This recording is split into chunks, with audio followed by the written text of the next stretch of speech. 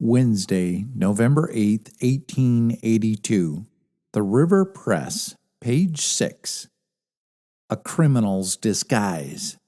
A bank robber contracts smallpox to change his looks. "I don't want you to mention my name," said a gentleman at the city hall recently, "because a smallpox notoriety is not an inviolable one, and it is now some years since I had much to do with the disease.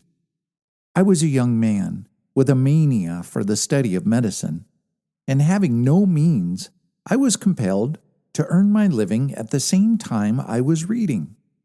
It occurred to me that if I could get a clerkship at one of the hospitals, I might study too much advantage and watch the course of disease, as well as assist in surgical operations.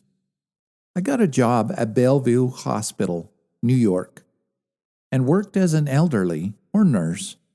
Then smallpox became very prevalent, and I was sent down to the smallpox hospital at the end of Blackwell's Island.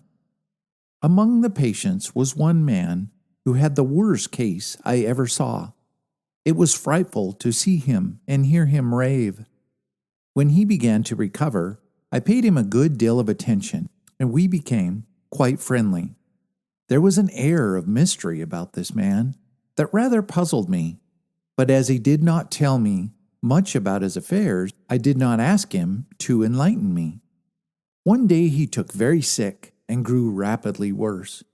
I sat by his bedside by the hour, but he made up his mind that his time had come, and he was very uneasy. I was about to go off watch in the evening when he motioned for me to bend over to him.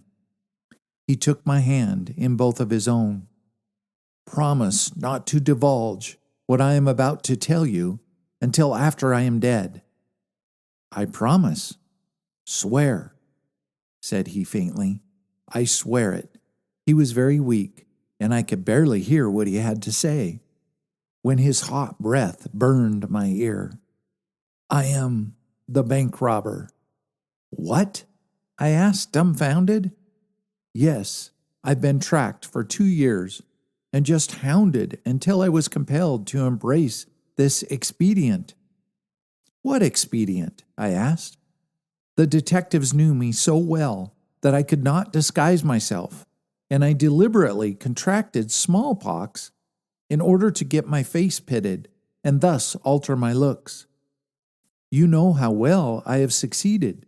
My face is hideously pocked, and I might have had some rest from the detective, and I'm going to die here, and—" He was too much exhausted to speak further, and I bade him lie still and tell me more in the morning. On the morrow, he was sinking rapidly and hardly able to speak, but he described a spot near Astoria where he had buried $5,000 a year previously and asked me to accept it as a mark of friendship. He died at noon, and 2 days later I went out to Astoria and found the money just as he said I would. At first I did not know what to do with it, but I finally concluded to keep it for my own use. I have never told the story before, but those who knew the determination of this man would not doubt the veracity of my statement. No, I will not tell you his name. The St. Louis Republican. A case of smallpox has appeared at Helena. An announcement of the fact is made in the papers by the Board of Health. A man named George Wright is the victim. November 8th, 1882.